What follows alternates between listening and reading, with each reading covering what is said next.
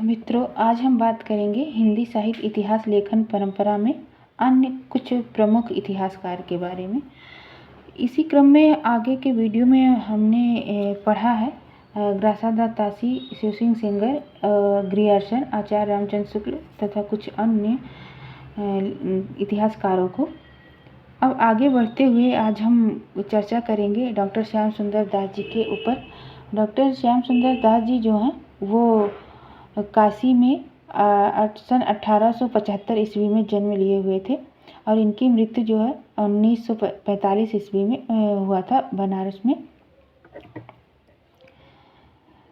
इनकी जो शिक्षा है प्रयाग विश्वविद्यालय से हुई थी। प्रयाग विश्वविद्यालय से इन्होंने बीए किया हुआ था। इनकी जो भाषा है वह सरल, स्पष्ट, आडंबर रहित, यानी झूठी बातों, झूठी मान्यताओं को नहीं मानते थे तथा अपनी भाषा में ये इन्होंने विदेशी भाषाओं को अपने अनुसार ढाल लिए थे, जैसे अरबी, फारसी, तुर्की, अंग्रेजी शब्दावलियों को अपने भाषा में इन्होंने अपने तरीके से ढाला हुआ था। इनकी जो शैली थी, शैली अर्थात तरीका, तो जो इनका तरीका था ग्रंथ लिखने का वह विचारणात्मक, आलोचनात्मक, गवेषणात्मक तथा भावनात्मक था। विचारणात्मक से मतलब है कि जब हम इनका ग्रंथ पढ़ते हैं या पाठक पढ़ता है तो उसके मन में स्वतः ही विचार उत्पन्न हो जाते हैं और उससे उसके मन में आलोचनात्मक प्रवृत्ति जागृत हो जाती है और गवेषणात्मक यानी खोजबीन की प्रवृत्ति भी उत्पन्न हो जाती है। और यही नहीं, यही सारी चीज़ें नहीं होती है कि विचार उत्पन्न हो, आलोचनाएं आए, खोजबीन जैसी प्रवृत्ति हो, बल्कि उनके जो ग्रंथ हैं वो हृदय स्पर्शी होते थे, अर्थात भावनात्मक होते थे। इस तरीके ऐसी शैली थी बाबू श्याम सुंदर दास जी का। श्याम सुंदर दास जी निबंधकार और एक प्रतिष्ठित गद्यकार तथा हिंदी भाषा के प्रमुख प्रचारक थे। इन्होंने जो ग्रंथ लिखा है उस कई ग्रंथ लिखे हैं जिसमें जो हिंदी भाषा का विकास है ये विश्वविद्यालय पाठ्यक्रम में सम्मिलित हुआ था। हिंदी भाषा और साहित्य जो है वो 1931 में आया था और हिंदी भाषा विकास 1924 में प्रकाशित हुआ था। नागरिक प्रचारी सभा की स्थापना में भी बाबू साहब जो हैं वो महत्वपूर्ण भूमिका निभाई थी। बाबू श्याम सुंदर दास जी जो है सरस्वती पत्रिका जो 1900 में प्रकाशित हुई थी, तब इसका संपादन श्याम सुंदर दास जी किए थे। 1903 में जाके महावीर प्रसाद द्विवेदी जी ने इसका संपादन भार संभाला और लगभग 17-18 वर्षों तक उसका संपादन कार्य किए। श्याम सुंदर दास जी जो है कबीर ग्रंथावली, रामायण, गोदान जैसे कई प्रसिद्ध पुस्तकों का संपादन किया हुआ था। यही नहीं, इन्होंने अपने ग्रंथ हिंदी भाषा के विकास के माध्यम से यह दर्शाने का प्रयास किया है कि कैसे जो भौगोलिक विस्तार है और हिंदी साहित्य व बोलियों पर कैसा प्रभाव डालता है, ये भी इन्होंने अपने इसी पुस्तक में हिंदी भाषा के विकास में जो 1924 में प्रकाशित हुआ था नागरिक प्रचारी सभा काशी से बताने का प्रयास किया हुआ है।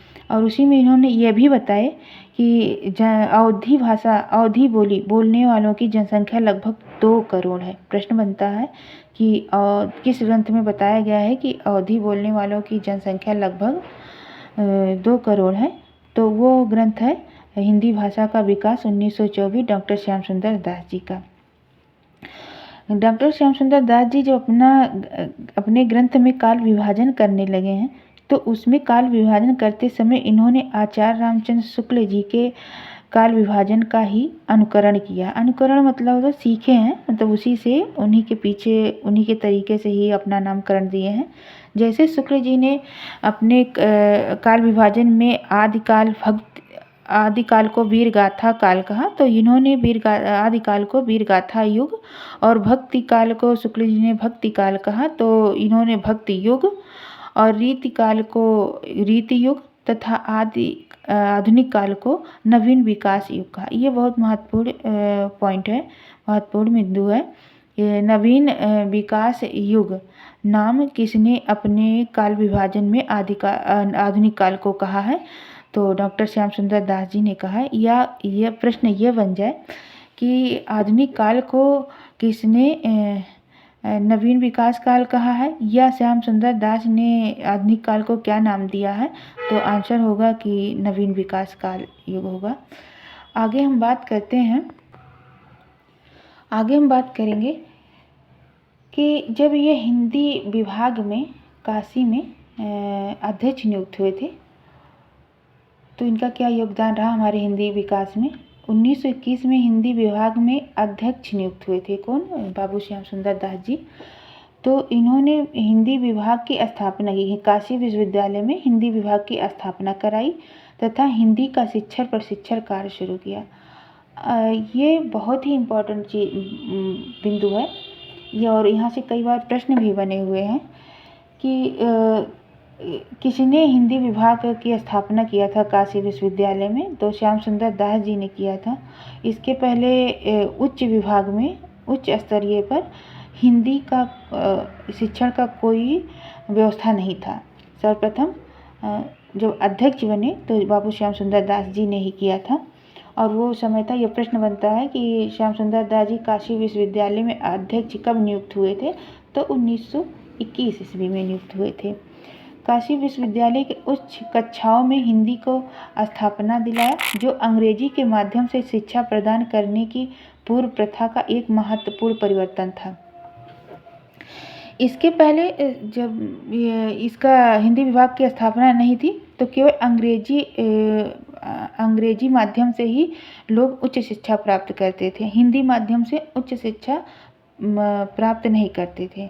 तो ये भी प्रश्न बनता है कि उच्च स्तरीय विभाग में हिंदी विभाग की स्थापना सर्वप्रथम किसने किया? तो बाबू श्याम सुंदर दास जी ने किया था। और इनका कुछ महत्वपूर्ण ग्रंथ है जिस ग्रंथ को हमें याद ही होना चाहिए, महत्वपूर्ण है। ये पहला है भाषा विज्ञान, दूसरा हिंदी भाषा का विकास, जिसमें इन्होंने बोलियों और हिंदी भाषा के विकास, बोलियों और विश्वविद्यालय शिक्षा का इन्होंने बहुत अच्छे से ही व्याख्या किया हुआ है। हिंदी भाषा और साहित्य, हिंदी गोविंद रत्नमाला और साहित्य लोचन। हिंदी गोविंद रत्नमाला में श्याम सुंदर दास जी ने कुछ महत्वपूर्ण कवियों का चर्चा, विवरण और परिचय दिया है। ये बहुत ही महत्वपूर्ण ग्रंथ है, इसको पढ़ना बहुत ही इम्पोर्टेंट है, बहुत ज़रूरी है कि जो विद्यार्थी परीक्षा की तैयारी कर रहे हैं उन्हें हिंदी गोविंद रत्नमाला एक बार ज़रूर पढ़ना चाहिए। तो थैंक यू मित्रों, आप लोग यहाँ तक देखें। आगे हम बात करेंगे, जो हम पढ़ रहे हैं वो बिल्कुल उसी सेम लाइन टू लाइन नहीं पढ़ने की कोशिश कर रहे हैं, बस हम आपको ये समझाने की कोशिश कर रहे हैं। पढ़ने के लिए तो आप सबके पास बहुत सारे मैटर होंगे कि जो हमारे पास हमारे विचार हैं वो मैं अपने शब्दों के माध्यम से आप तक पहुंचा सकूं, और इसमें जो कमियां रह जाती होंगी वो आप अपने कमेंट के माध्यम से ज़रूर बताएं, मैं सुधार करने का प्रयास करूंगी। थैंक यू, धन्यवाद आप सभी को।